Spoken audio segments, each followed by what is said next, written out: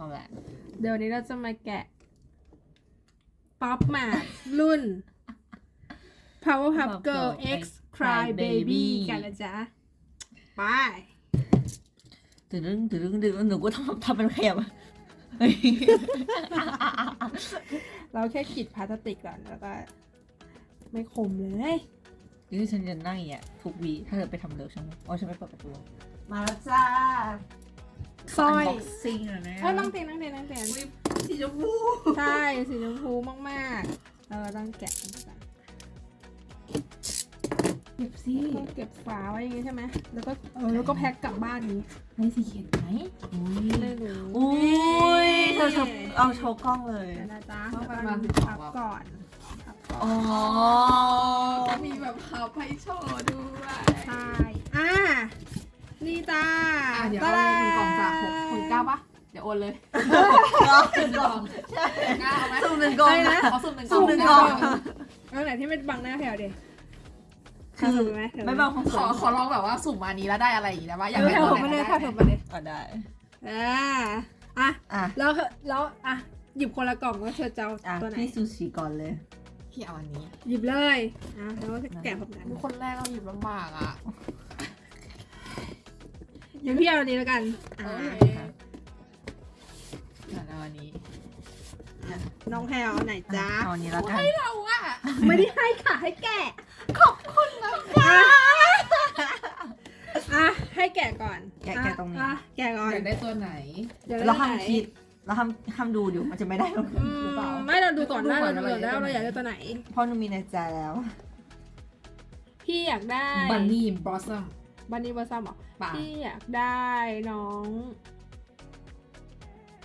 พี่อยากได้โมโจโจโจเลย เอาจริงเหรอ แล้ว เพ แพล ราะ ว กล่อ อะ งแรกยังไง หนู เราได้ เอา อยู่แล้ว บันนี่บับเบิ้ล โอเค Bunny Bubble เราก็แกะกันเลยนะจ๊ะแกะไปต่างคนต่างแกะ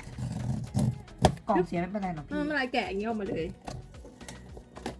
แต่เราลุ้นนะเราห้ามดูก่อนนะว่าเราได้การ์ดอะไรนะ เอาจริงนะตั้งแต่เกิดมายังไม่เคยซื้อกล่องสุ่มนะนี่คือกล่องสุ่มครั้งแรก ไม่หรอ ไม่ได้ซื้อเลย ห้ามดูการ์ด การ ห้า เก็บ ม ไว้ ดู ก่อน การ์ด เนี่ยเหรอ อุ้ยฉันเห็นแล้วว่ามันเป็น สีอะไร มันมีอัเซสซอรี่อ่ะมันมีอัเซสซอรี่อ่ะฉันจะไม่ดูแล้วกัน ฉันเห็นเซสซอรี่เหมือนกันอะ ห้ามดูอัเซสซอรี่ แต่ฉั ห้าน มดูอัเซสซอรี่อุ้ยอันนี้ไม่ใช่ฟูฟ่องแล้วอันนี้เป็นคน ไม่รู้นี่ไม่แน่ นี่ป๊อปมา รู้ได้ยังอ่ะเนี่ยตอนเนี้ย อ่ะ แกะไม่ถึงไหน พร้อม เล กั ย นพร้อมกัน มีเลบาแก่ยากอะพี่ ตอนนี้ไม่รู้เลยนะ ขอบคุณครับ มา เหลืออะไร อันนี้ฉันยังไม่รู้ว่าคืออะไรแต่รู้ว่า แต่หนูเห็นของพี่แล้วอะพี่แกะถูกไม่ของเขา ของพี่แกะดูมาแล้ว พี่ก็แกะแล้วแต่อยู่ด้านล่าง เอา ไง พี่ของพี่บนไม่ คือ ใช่ อะไร เดี๋ยวนะ แล้วก็อันนี้บังอ่ะมันบังอ่ะ บางแพลวบางแพลวอ่า อ่ะ อ่า 1 2 3อุ้ยดูแล้วจริงๆดูใจดันบอลพี่ มันนี่อะไรอ่ะ อันนี้คือน้อง น้องแบบบอสซัม บอส เฉ ซั ย มบอสซัม เฉยๆ 02ค่ะ อันนี้บันนี่บับเบิ้ลส์ ผู้ใหญ่ ไม่ใช่อันนี้ เฉย อันนี้บับเบิ้ล Bubble นี่เขา ก็ ก็ ดู จะ ได้บันนี่บับเบิ้ลจริง นี่เขาก็จะมีอย่างนี้ แล้วก็จะเอาฐานนะเรามา ๆ นี่ ต่อ นะคะ กัน เกิดมากับโชคค่ะ เออ พูดอะไรได้สิ่งนั้น ถ้าไปน้องสุ่มคือได้ละ ใช่ไหม อันนี้นะคะ อันนี้ก็จะเป็นตัวน้อยน้องบอสซัมเดี๋ยวเราก็แกะ อุ๊ย ตัว น่า นี้ รักมากเลยอะพ่อเธอดู texture ฉันไม่คิดว่ามัน ฉันคิดว่าเป็นประมาณนี้ น่ารั ส ก รุป เนาะ คือ มัน มี มี ข ข น น ด้วย เออ อ่ะกล่องต่อไปค่ะสุ่มอีก เดี๋ยวนี้เราตั้งก่อนแล้วก็มา แกะเลยเหรอพี่แนนให้แกะเลยเหรอ ใช่ก็แกะแล้วก็เก็บถุงไว้แล้วก็ตั้งไว้บน ของมันตั้งไหมอ่ะของไม่ ที่ต้อ มี งตั้งของหนูของแพลไม่มีที่ฐานก็ไม่เป็นไร ใช่ เห็นบ้างมันจะมีเข้าใจบ้างมันก็จะมีความแบบเขาเรียกไงนะตำหนิที่มาจากกับของอ่ะมันจะมีบ้างอยู่ นี่ไง ตั้งไงอ่ะ ช่วยตั้งหน่อยดิกลัวเขาหัก อ๋อ พี่ก็ไม่ต้องดูฐานมันนะตามรูปนี่แบบนี้ กลัว พี่ทำเลย ไม่ใช่คนเรา ถ้าทำเป็นของเราอ่ะเราก็เข้าไป เข้าไป สิเข้าไปแน่น ๆ แล้วก็มีตัวนี้ข้าง ใช่ก็แบบนี้ ๆนี่เธอกับฉันได้เหมือนกันเนาะ ใช่เหมือนกันแล้วก็ในนี้ก็จะมีการ์ดออกมาแบบนี้ไอ้การ์ดน่ารักอยู่นะนี่ ใช่น่ารักเหมือนหนูเลย นี่นะคะ3การ์ดเย้งั้นเอาเก็บหมด1เซตแรกไปต่อ แม่ฝาก แต่ว่าแพลวหยิบคนแรกบ้าง เราพาอยู่ด้านล่าง หนูเล็งอันนี้ น่ารักจัง ใช่ไหมเหมือนหนูเลย เลยเรานี้ เว้ยแต่น้องมันตั้งไม่ได้ พี่เลือกต่อ พี่แนท พี่นายย้อนกลับมา ย้อนเหรอ พี่แนท เชี่ย เขาคนที่สอง ทำไมของแพลมันเลอะหรือมันมันเป็นลายของมัน มันเป็นลายครับ เลย ตกใจ เธอหยิบสิ พี่ขออันนี้แล้วกัน นี่ เนี่ยครั้งหนูอาจจะได้เป็นโมโจโจโจก็ได้ พี่แย่ให้แพลนี้ ใช่พี่ไงให้หนู คราวนี้ อุ๊ย ขอเป็นตัว ขอบคุณค่ะ ขอเป็นตัวเบทไทม์บับเบิล เบสทามบับเบิลของพี่เป็นสลิปปี้บัตเตอร์คัพก็แล้วกันนี่สลิปปี้บัตเตอร์คัพไม่ใช่ตัวนี้พร้อมเนี่ยจ้ะ โมโจโจมาเถอะลูก โบโจต้องหนัก ไม่หนักนะ เราห้ามดูการ์ด ดี การแกะออกแล้วก็อุ้ย เดี๋ยวดู มีแอ c เซสซอรี่แต่ก็ไม่รู้ว่า ถ้าเป็น คืออะไร นี่ อยู่ดี คือ ไม่เห็นเลย ไม่ใช่หมด อันนี้ไม่มีขนของพี่ไม่มีขน อุ้ยไม่ใช่โมโจโจโจอ่ะ ของพี่ไม่มีขนของพี่น่าจะเป็นตัวนี้แน่เลยบัตเตอร์บับเบิลใช่จริงด้วยใช่จริงด้วยไม่มันไม่ซ้ำไง อ๋อ 1 2 3วู้นี่ของที่ปันอยากได้ปะ ใช่ เอ้ยเขาได้อะไร ได้ตัวอะไรเนี่ย บัตเตอร์คัพ นิวเรียกเป็นเขาแบบอันเนี้ย ใช่ อันนี้ก็คือที่พี่อยากได้ อันนี้ได้ตัวบัตเตอร์คัพ แพลว เป็น แพลว บันนี่บัตเตอร์คัพไม่ใช่ของ แพลวได้ที่พี่อยากได้ พี่ได้ที่ปันอยากได้ อันนี้มีถุงหิ้วถุงเนี่ยอยู่ตรงเนี้ยจะเอาออกไหม มันคืออะไร มันเป็นแบบกันเฉย อ๋อ นี่ไงก็อันนี้ วันนี้กูต้องไปซื้อแล้วของสุ่ม ใช่ อันดับแรกเลยนะ หลังจากว่าทำทุกอย่างจบนะ เออ หลังจากส่งงานเรียบร้อย นี่ ฉันจะไปในเมืองฉันจะไปป๊อปมาร์ทฉันจะไปซื้อกล่องสุ่ม แต่ฉันจะไม่ซื้อเป็น อันนี้ ป๊อปเป็นโฮลเซลแบบนี้ ๆเซม ใช่ เอ้ยสรุปพอแบงค์เจอแล้วนะ อยู่ที่ไหน เพื่อนเอาไว้หนูเอาให้หนูเหมือนนี้นะเอาไว้ แนท อ๋อ แนทเก็บตะกร้าเลยนะ ครบเซตของตั้งแล้วแล้วอิสซอรี่มันน้องเขียวอ่ะเอ้ยน้องลูกหมา อยู่ อ่ะ นี่ อันนี้เบา อันหนักอะต้องเป็นโมอะไรที่โจโจ้อะ วันนี้หนัก ตัวมันน่ารักดีเนาะเฮ้ยซื้อแล้วเป็นตกแต่งห้องก็สวยนะเนี่ยก็4,000นะลูก นี่ก็ซื้อไม่ต้องไปกี่อันดีซื้อน้อยๆไง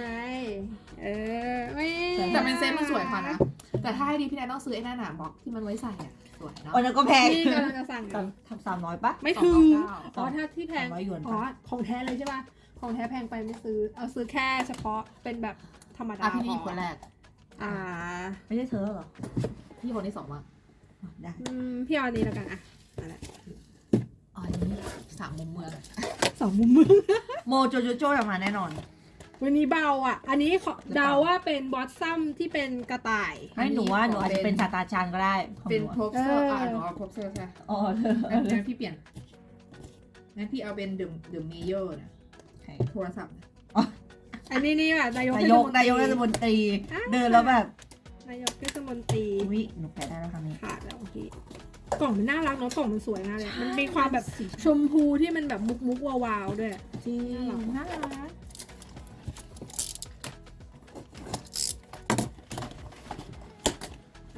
ขาดเลย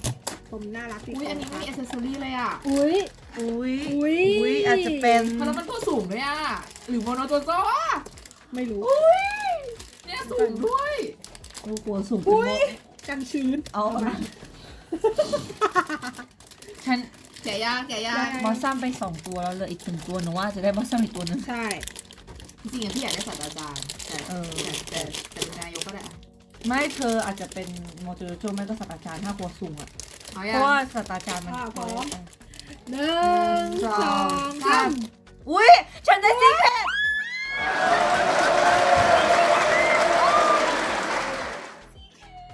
น้องมา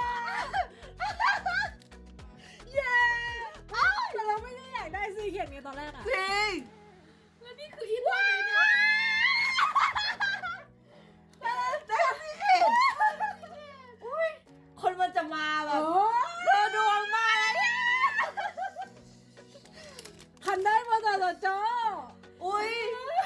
กที่ฉันอยากได้ โอ้ ฉันไม่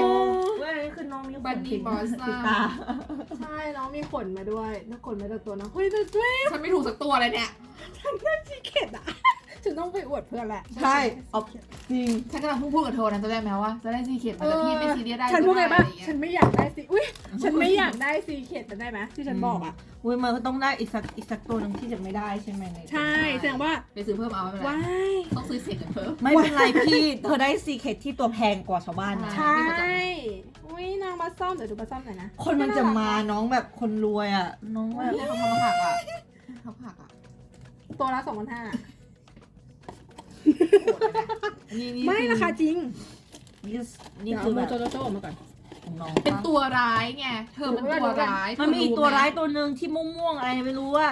ตัว ชื่อ ไหน อะไร นะ ตัวร้ายมีหลายเรื่องมีหลายตัวมาก มีหลายตัว สนุกมากที่แบบ ใช่ เขาเกิลนะ ใช่ เป็นคนที่ไม่เคยดูการ์ตูนเลย ต้องไปดูพาวครับเกิล ใช่มันสนุกมันสนุก เฮ้ยเดี๋ยวโมโจโจโจมันตั้งได้ด้วยขอตั้งโมโจโจโจก่อนโมโจโจโจที่รัก นี่น้องต้องยืนอยู่กองเงินกองทองนะคะ ทุกคน นี่ไงที่จะรวยแล้ว คนมันจะรวยเดี๋ยวหนูแกะน้องก่อนนะ อุ้ยโมโจ คิดว่ามาทายกันว่าหนึ่งในตัวที่เราจะไม่ได้ในเซตบ็อกนี้คือตัวไหน ใช่ ศาสตรา ใช่ จารย์ นายกรัฐมนตรี นายกเทศมนตรีใช่ไหม นายกเทศมนตรีไม่ได้ เออ คนจะมีไอตัวนั้นอ่ะ มีแต่นมที่ไม่มีหัว ไม่ได้ไหน ไหนอะ ไม่มีหมายถึงว่ามันมีคนมีในตรงนี้ด้วยเพราะมันเป็นตัวละครหนึ่งที่ไม่มีหัวเลย นี่โมโจโจโจมีกล้วยอ่ะ พอมันอยู่ด้วยกันหลายๆตัวแล้วมันน่ารัก ใช่ไหม อ่ะ แพรมือดีมากมันได้คีเค็ดอ่ะแพรได้คีเค็ด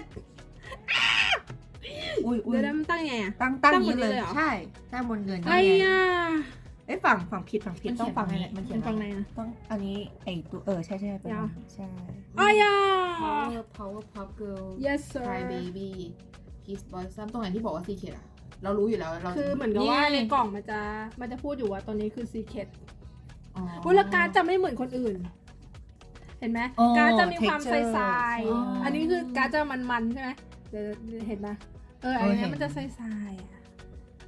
ว้าวเกินนะฉันได้ซีเค็ดจริงมากฉันไม่อยากเชื่อเลยอ่ะคุ้มละเสร็จเนี่ย คุ้มน่าซื้อตามเป็นเซตเลยอ่ะพี่แต่โกไม่ได้สิเคท เราอย่าคาดหวังเขาก็ไม่คาดหวังเขา จะไม่คาดหวังจำได้ไหมที่บอกว่าเป็นเซตแรกที่แบบไม่ได้ ไม่อยากได้ซีเคท แล้วเดินมา เพราะว่าซีเคทไม่ควรจะเป็นอันนี้จริง ใช่เพราะเราไม่ได้ชอบน้องแต่น้องก็ชอบ รู้สึก เรา ว่า น้องก็เลยมา น้องน่ารักของผมนะคะมีมงกุฎ แต่น้องรู้ไหมว่าเราไม่อยากได้เธอเลยแต่เธอ จะ จะมา เข้าใจใช่ไหมว่า ฉันรู้สึกแล้วว่า เธอไม่อยากได้ใช่ปะ ฮะ ใช่ฉันก็ได้นะ ไม่ฉันขายฉันไม่อยากได้ฉันขายได้ หอดตา บ้าฉันเก็บฉันได้น้องมาแล้วฉันก็ต้องเก็บน้องไว้นะจ๊ะน้องซีเกตถ่ายปกเลยถ่ายเอาปั่นหน้าท่านนะมีนู้นเลยดิ ต้อง หน้านู้น1 2 3 เราต้องยิ้มดีเหรออันนี้ก็เบ้ปากเอาไหม เอามาเอาเบ้หรือไปเบ้ เอายิ้มหรือเบ้ เอาเย็น ไม่รอเบ้ใส่เขา โอเค1 2 3โอเคน้อย1ปะวะ เบ้เพราะว่า น้อย1ปะ แล้วก็ หนูขอให้พี่แนท ขาด4ตัวแพ้เพราะว่า 4 ขาด ตัว บัตเตอร์คัพใช่ไหม อืม โปรเฟสเซอร์นายกแล้วก็แปรงฟัน อืม เธอเลือก ฉันอยากได้ตัวนี้มากเลยอะบันนี่อะบัตเตอร์คัพอะต้องได้แล้ววะ เดี๋ยวเธอเลือกเลย จะเลือกอันนี้กันนะ หนูขอ เบาอะ อันนี้แหละ อันนี้เบามากเลย ให้คนจำหน่อย อันนี้น่ะหรือเปล่า อันนี้หนักกว่าอันอื่น โอเคมา อันนี้อาจจะเป็น ขอเป็น เขาเป็นแปรงฟัน ศาสตราจารย์ไม่ก็ไม่เยอะ เพราะว่าถ้าศาสตราจารย์ถูกซื้อถูกกว่า ถ้าเนี้ยแพงบัตเตอร์คัพเนี้ยแพง หรอ จริง งั้นไปได้คำมาลูก ฉันเช็คราคามาแล้วฉันบอกขอ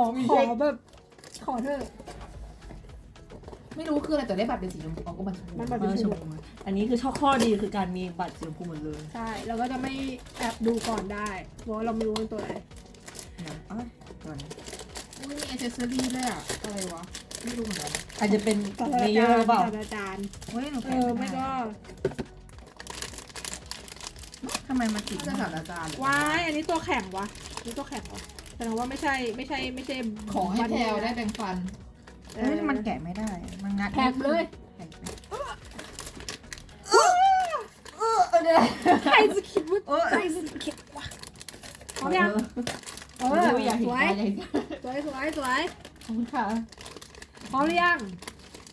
แป๊บนึง ถ้าโปรเฟสเซอร์แน่เลยอะ มือมันโดนไปแล้ว รู้แล้วดิ มือมันโดนไปแล้ว เขารู้เหรอคืออะไร สาม สอง หนึ่งนี่ไงจ้าที่อยากได้ โอ้ย เห็นปะโปรเฟสเซอร์จริงๆอะ เราจะไม่ใช่เดอะเมเยอร์ เออ ขายแทนนายกปะ ใช่ เห็นป้าดูได้ถูกได้ขาย เก่ นาง ยก มาก เก่งอะสู้สี สีเก่งมากจ้านี่นะสาม อันนี้คือตัวอะไรอะ อันนี้ก็คือโปรเฟสเซอร์ ฉันเรียนฟู้ดไซน์ฉันก็เลยได้เป็นโปรเฟ เอ สเซอร์ อ แค่ผ่านมาไม่ได้ดี สาธุ แล้วเธอเป็นคนชอบนอนเหรอหรือไง ฉันตอนนี้คลายอยู่เพราะว่าฉันไม่จบ ฉันคลายอยู่ เธอเป็น แล้ว อะไร เธอล่ะเธอต้องเข้า บ กับ อส ชีวิต ซั ตัว ม เอง บอ นะ สซัมคืออะไร ชีวิต บอสซัม เป็นผู้หญิงแบ แปร บ งฟัน แปรงฟันอะตื่นมาแปรงฟันอยู่ เป็นผู้หญิงที่เพิ่งตื่น เพิ่งตื่น เจ๊เพิ่งตื่นก็ครบ ผมหมด ยกเว้น เมเยอ นา ร์ ยกโอ้เฮ้ยดีมากเลยอะกล่องนี้ดีมากเลยอะเพราะว่าขาดตัวที่ ไม่เข้ากับพวก ที่ไม่เข้ากับพวกแล้วก็ไม่แพง ไม่แพง ไม่แพงเรื่องของเรื่อง จริงๆคือใน เพราะ ใจ ฉะนั้นศึกษา ถ้าเป็นอีพอลเพราะว่าเขาเกิดพวกนั้นจะแพง แพง ใช่ค่ะใช่ อ่ะแล้วอันนี้คือนิเซสซอรี่เยอะมากเดี๋ยวก่อนนะทำให้น้องก่อนเสร็จน้องยืนบนเก้าอี้เออ เฮ้ยสวยอะเซ็ตเนี้ยซื้อเธอ40,000ขายไม่ขาย อุ้ย40,000 40,000 40,000ขาย ขายแน่นอน 40,000ขายนะ ถ้าเป็นหนูขายนะ ผมว่าถ้า40,000ผมขายนะ คนขายแหละ ถ้า จริง 40,000เนี่ยคนขายแหละ คุ้มในคุ้มอ่ะ เออคุ้ พี่ ม ไปซื้อใหม่ได้หลายเซน สม นะ มติถ้าพี่อยากขายแบบราคาทั่วไปที่แบบไม่ได้มีโกงไปเซ็นได้ขายได้เท่าไหร่สมมติเราซื้อมา4,000เนี่ย4,000 บาทไทย 4,000 บาทไทยครบเซตอะเหรอ ถ้าไปขายที่ไทยอะ ขายที่ไทยจริง ๆ มัน แล้วได้ซีเคท ถ้าไม่ ด้วย ถ้ารวมซีเคทด้วยจริงๆต้องขายซีเคทแยกไปเลย แล้วก็ขายตัวแยกเพราะว่าแต่ถ้าอยากยกเหมาเซตสมมุติว่าซื้อมา 4,000 เราอยากจะบวกซีเคทใช่ป่ะเราอาจจะขายประมาณ 5,500 หรือ 5,700 6,000อย่างเงี้ยเพราะตก อันนี้ ตั บ ว วก ละ ซีเคทนะ บวกซีเคทแล้วก็ตัวละ 2,000 แต่มันขาดตัวหนึง อืม อะไรประมาณนี้มัน ทำไม เกิน ทุกอันมันต้องมีเหมือนน้ำตาอ๋อมัน ก็มันเป็น คอยเบบี้ ปั่นให้การที่ไหนไปยัง อย่าง มันไม่อ๋อโอเคค่ะ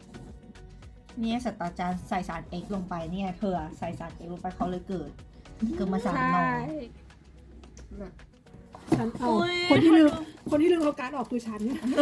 เกือบแล้ว คิด เกือบแล้ว เพราะว่าได้ตัวที่อยากได้ไง ใช่ กำลัง พอ กี ล บ ง อยู่ ตอนนี้ก็ไม่ใช่แน่เลยน้องไม่ใช่บัตเตอร์คัพแน่เลยพอเอามือจิ้มลงไปเจอขนไง อ๋อ ก็เลยแม่งรู้เลยทีนี้หมดตื่นเต้นแต่ดีใจ แต่ที่ดังสุดก็คือตอนได้ซีเคทนะ กรีดดังมากอันนั้นน่าตกใจอ่ะ จริง คือแบบไม่คิดว่าจะมาด้วยซ้ำน้องซีเคทอ่ะ คนมันจะเกิดเพราะ คนมัน ธอ จะเกิดน้องเต็มทีมเป็นไงจ๊ะ เราอาศัยวันเกิดเขาด้วยไงบอกว่าหลังจากวันเกิดจะมีอะไรดีๆไง ใช่วันเกิดน้องแพลวนี่ไงอันนี้ก็คือตัวซีทั้งหมดนะคะที่ได้ แต่ว่าขาดตัวนี้ ขาดนี้ อาจารย์เดินแล้วผมเนี่ย ใช่ก็เดี๋ยวเราค่อยไปตามหาน้องกันนะจ๊ะ จ๊ะ ตาไฟเหรอ ก็ต้องตามหายครบสิ อ๋อ มันไม่ครบเซตอะยังไงมันก็ต้องตามหายครบเซตแน่ ไว้ถ้าหนูได้เมเยอร์หนูให้แล้ว ถ้าไปตู้ป๊อปมาที่จะกดอะมันไม่มีป๊อปเซตนี้ใช่ปะยังไม่มีใช่ปะ ถ้าตู้ที่มันไม่รู้ยังไม่ได้ยังไม่ได้ไปห้างเลยไม่รู้ว่ามีหรือเปล่า แต่ที่ร้านไม่มีใช่ไหม คุมละเอาจริง คุมละสิ คุม เค เยอะจริงไม่คิดว่าจะได้ ไม่คิดว่าจะได้จริง ตอนแรกคิดว่าครบเซตก็คุมแล้วอะนึกออกปะ ถ้าตัวที่ไม่อยากได้คือตัวอะไร ตอนแรกเลยใช่ไหมนี่ไง นี่ซีเคดอะยังคุยกัน2 คนอยู่เลย มันเป็นซีเคดเลยคนจะเป็นโมโจโจโจ ใช่ เพราะเราเอา3ตัวเนี้ยไม่ได้ ใช่เราคิดว่าโมโจโจมันน่าจะเป็นซีเคทไหมมันเป็นตัวร้ายที่แบบโดดเด่นแล้วมันก็มีบทบาทในเรื่อง Powerpuff Girl มากที่สุด แล้วมันก็เป็นตัวที่แตกต่างจากคนอื่น แต่ว่าแบบ ใช่ มันเป็นตัวร้ายที่ตลกอะ ใช่ แบบตัวร้ายแบบมีปม แล้ว เป็นเด็ก ตัว ที่ สีเหลือง ป อะ ม มันไลฟ์ยังไงอะ ลงไหนเนี่ย ส่วนอันเนี้ยเขาเป็นเจ้าหญิงอะไรวะ เจ้าหญิงเป็นคนมีไม่ใช่เจ้าหญิงเขาเป็นเงิน เป็นใครนะ เป็นคนลูกคนรวยปะ อ่า แบบ อ๋อ แต่ก็คือร้ายเหมือนกัน แต่ว่ามีอีกคือมันเป็น มีร้ายหลาย หลายตัวมากแล้ว ต อันเนี้ยคนแต่ว่าคนนี้มีบทบาทมากที่สุดที่เป็นนางร้ายจะเป็น อ่า โจโจแต่อันเนี้ยเป็นร้ายแบบเดี๋ยวก็โผล่มา โผล่ ร้า เข้าย แบ มา บ อ่า ร้ายแบบงูๆหน่อยอะพี่ ใช่ พอมันรวมกันแล้วมันสวยอะ ใช่ไหม อ่า ทำไมเนี่ยได้เลยตอน ใช่ แรกเนี่ยไม่ได้คิดจะซื้อ เขาให้อยากได้เป็นเซตอะไม่อยาก ใช่ ได้แค่ตัวเดียว ใช่ เธอเอาอย่างนี้ดีกว่า เรามาดูว่าชอบตัวไหนที่สุด แต่ละคนชอบตัวไหนที่สุดในเซตที่เปิดได้ ไม่ได้เลย เลือกก่อนเลยหนูมีอยู่แล้ว พี่เลือกโมโจโจ จะฉีกแบกไปเลยคน ใช่ นี้ พี่เลือกโมโจโจจ้ะอ่ะแล้วพี่ปาดอ่ะ คือเป็นคนที่ไม่เคยดูเรื่อง Power การ์ตูน Powerpuff Girls มาก่อน สปาร์ค แต่อันนี้คือดูจากลักษณะตัวที่แบบเห็นแล้วปิ๊งเลยชอบเลยอ่ะ ก็จะเป็นตัวหลังสุดที่มีโบอยู่ข้างหลังอ่ะ นี่นะบอสซัมใช่ไหม ใช่ พี่แบบชอบบอสซัม ใช่ นี่ก็เป็นเซนเตอร์นะ ใช่ เขาเป็นเซนเตอร์ คงต้องกลับไปดูบ้างนะ เธอใช่เธอต้องไปดูแล้วแหละ พูดแต่เขาไม่ดูเรื่อง ใช่แล้วแพรอ่ะ แล้วแพ้ หนูอะชอบบับเบิ้ล ชอบบับเบิ้ลขนใช่ไหมหยิบมาดูได้ บับเบิ้ลแล้วเปิดได้ของบับเบิ้ลป่ะอันนี้หนูเปิด ใช่ ได้ อันนี้ไง แพรเป็นคน เปิดแรก ได้ ว่าบอกว่าอยากได้บับเบิ้ลได้เลย ใช่ แล้วใครเปิดได้ตัวนั้นวะไอโบอ่ะ หนูก็หนูนั่นแหละ อันนี้พี่ไม่รู้ หนูได้ จำไม่ ตอน ได้ สุดท้ายอันนี้ผู้ผิด พี่ อยากได้ พี่แนนได้ พี่ พี่ แน แน น น ได้ ได้ หนูว่าได้อันนี้ จำได้เรายังเปิดได้ตัวไหนแนวจริง แต่พี่นัทจะเปิดได้นี้ด้วยโมโจโจ ใช่ ใช่ แต่ว่าตอนที่เปิด ทุก ได้ คนเปิดได้ตัวที่ชอบหมดเลย ไม่ได้ อ่ะ ทายไง แล้วแต่แบบรู้สึกว่าไอ้โมโจนี่แม่งคุ้มเนี่ยนะมันน่ารักมากเลย ใช่ มันเป็นคายเบบี้ที่เป็นโมโจโจโจจริง จริงทำให้แบบ เออ น่ารักเลย ถ้าในเรื่องก็ ก็มี จะ กล้วยอยู่ด้วยนะ ใช่เขาแบบแอคเซสซอรี่คือเป็นแบบเป็นลิงแล้วเป็นกล้วยเขียว เป็นลิง อะน่ารักมากเลยอ่ะแม่งทำดีมาก เออ เข้าสู่วงการอย่างเป็นทางการ จริงครับ วงการพับแมทเย้ปรบมือ ขอบคุณค่ะ ที่มาร่วมเปิดกันนะจ๊ะ ค่ะน้องซึ่งแพงก็ยินดีกับน้องไม่ได้สาขาที่ได้ซีเกรดค่ะ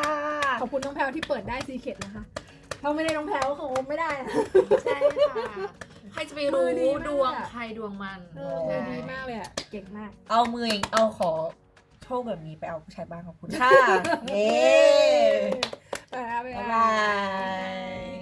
อุ้ยอยู่ถ่ายเพราะว่าเอามือบ้างทำมือทำมือบ้า ถ่าย ง วิดีโอ แต่ในมุมนี้สว่างกว่าเมื่อกี้นะหน้ามืดตั้งนาน ไม่เป็นไร แต่กี้ก็สว่าง ใช่เมื่อกี้เรา เราสองคนนะสว่างแต่เขามืดเราไม่รู้ โอเค ไม่เป็นไร ไม่เป็นไร บ๊ายบาย บ๊ายบาย